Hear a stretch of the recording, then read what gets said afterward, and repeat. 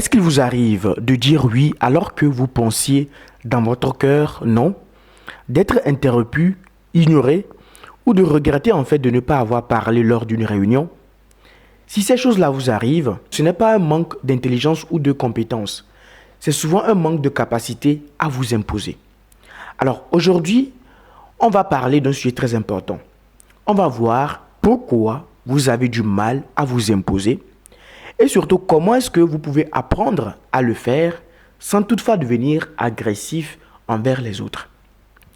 Si c'est la première fois que tu me découvres, ici on réfléchit tous ensemble sur comment en fait nous pouvons réussir notre vie. Donc si cette aventure t'intéresse, abonne-toi et n'oublie pas de me laisser un pouce bleu pour m'encourager dans cette vidéo.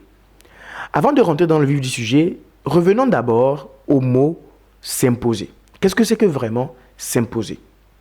Parce qu'il y a beaucoup de gens qui font l'amalgame autour de ce sujet-là. S'imposer est un mot souvent mal compris par les gens, il faut le dire. Beaucoup de personnes pensent que s'imposer en fait, c'est être dur, c'est être froid, c'est être autoritaire envers les gens. Ou d'autres même pensent que c'est écraser les autres, c'est hausser le ton ou c'est gagner tous les débats. Or, en réalité, s'imposer, c'est se positionner clairement. C'est faire savoir aux autres où vous voulez aller ou bien où vous vous situez. Par exemple, exprimer une opinion même si elle est différente de l'opinion des autres, c'est s'imposer. Dire non sans agressivité, c'est s'imposer. Maintenir une décision malgré la pression, c'est s'imposer. Alors, une personne qui s'impose n'est pas forcément une personne plus forte ou bien une personne qui a beaucoup de gabarits. Mais c'est celle qui est en cohérence avec ce qu'elle pense, ce qu'elle ressent et ce qu'elle dit par sa bouche. Imaginez-vous par exemple que vous êtes au travail. On vous confie une tâche supplémentaire alors qu'en vrai, vous êtes déjà débordé dans vos missions, dans vos propres missions. Ne pas s'imposer, c'est dire par exemple oui, de peur d'être mal vu par votre manager. Ou s'imposer, c'est dire je n'ai pas la capacité de prendre ça en plus, sans impacter en fait la qualité de mon travail. Là, vous vous imposez et vous dites vos limites.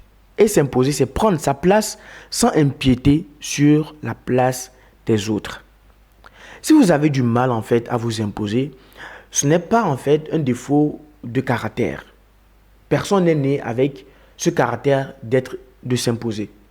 C'est souvent un conditionnement. Et souvent en Afrique, il y a beaucoup de conditionnements.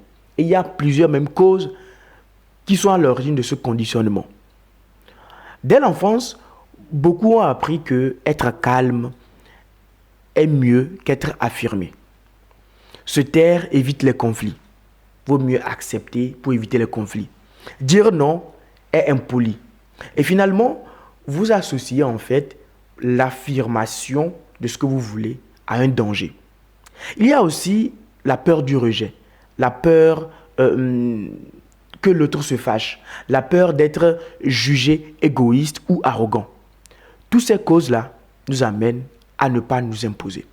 Prenons par exemple un ami qui te demande un service qui te dérange. Accepter, mais intérieurement être frustré après, c'est simplement dire que cette personne-là est plus importante que toi-même, ta décision. Et tu te trahis toi-même. Une autre cause fréquente, c'est le manque de confiance en soi. Manquer de confiance en soi nous amène à ne pas nous imposer. Vous pensez en fait que votre avis ne compte pas et qu'elle vaut moins, que les autres savent mieux que vous. Et dans certains cas même, il s'agit aussi d'habitude. Parce que si vous avez toujours été accommodant, vous avez toujours accepté ce que les autres disent sans vous affirmer, les autres se sont habitués à ce que vous avez cédé, à ce que vous avez décidé. Donc, ils ne considèrent plus ce que vous dites. Le problème n'est pas que vous ne savez pas vous imposer, en vrai. Mais le problème, c'est que vous avez appris à ne pas le faire. Or, ce qu'on oublie souvent, c'est que ne pas s'imposer peut sembler confortable sur le moment. Sur le coup, c'est confortable. Mais à long terme, le coût devient très élevé. Premièrement, il y a de la frustration. Vous faites des choses que vous ne voulez pas vraiment faire. Et ça vous fait très mal. Vous dites oui alors que vous pensez dans votre tête non. C'est aller contre-courant à votre pensée.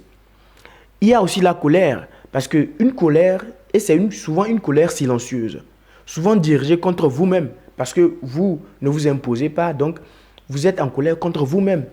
Et à force, cela affecte votre confiance en vous-même. Et vous commencez à penser, je ne suis pas capable de faire quelque chose, je ne suis pas capable de me faire respecter. Et en fait, vos relations deviennent déséquilibrées. Parce que certaines personnes prennent toute la place et sans vouloir, vous les autorisez en fait à le faire. Au travail, vous êtes un peu bloqué dans votre carrière et dans votre vie personnelle même, cela crée des relations toxiques. Ne pas s'imposer en vrai, ce n'est pas être gentil. C'est souvent se mettre en second plan, en permanence. Dire que les autres viennent avant moi. Et si vous êtes arrivé jusqu'ici, laissez-moi simplement un pouce bleu pour m'encourager et me donner de la force avant qu'on ne rentre vraiment dans comment vous pouvez faire pour vous imposer et ne plus être au deuxième plan dans tout ce que vous faites. Apprendre à s'imposer est une compétence. Et comme toutes les compétences, ça se travaille, ça s'apprend. Ce n'est pas du jour au lendemain que vous allez devenir imposant. La première étape, c'est la clarté. Vous devez savoir ce que vous voulez et ce que vous refusez. Parce que si vous ne connaissez pas vos limites, vous ne pouvez pas les imposer. Sans cela, c'est impossible d'être ferme et de poser ses limites efficacement. La deuxième étape pour s'imposer, c'est la simplicité. Parce que plus vous parlez longtemps et plus vous doutez de vous-même et plus vous dites du n'importe quoi qui descend votre valeur. Comparez simplement ces deux affirmations. Première affirmation, je suis désolé, mais je ne sais pas trop si je pourrais peut-être. Tu vois, ça ne va pas. Deuxième affirmation, non, ce n'est pas possible pour moi. Simple, court, avec les limites. Vous êtes d'accord avec moi que la deuxième affirmation est celle qui vous permet de vous imposer, sans ajouter plus, sans dire moins. Et la troisième étape pour s'imposer, c'est assumer l'inconfort.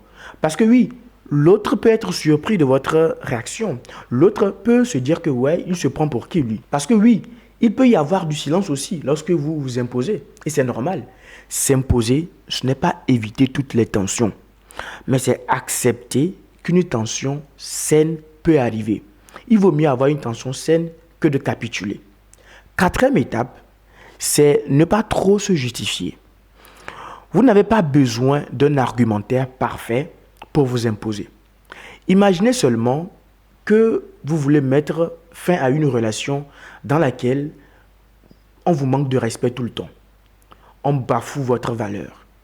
Et que la personne en face vous demande pourquoi est-ce que vous voulez mettre fin à cette relation. Comment vous allez répondre à cette personne? Ne pas trop se justifier, c'est répondre simplement parce que je ne veux plus en fait de cette relation tout court, sans dire un mot.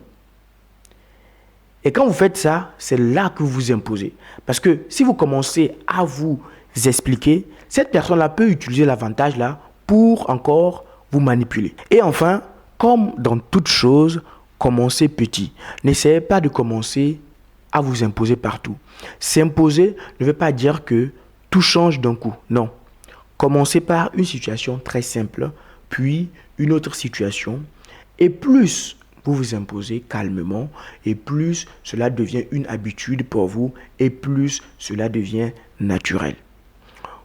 Voici en fait ce que vous gagnez quand vous vous imposez dans la société. Premièrement, vous gagnez du respect envers les autres. Deuxièmement, vous gagnez en crédibilité. Et troisièmement, vous gagnez en confiance en vous-même. Et surtout, vous attirez des relations plus saines car les bonnes personnes respectent les limites parce qu'eux-mêmes posent des limites. Si cette vidéo vous a appris quelque chose, abonnez-vous à cette chaîne et n'oubliez pas que reprendre le contrôle de votre vie vous mènera directement à votre réussite.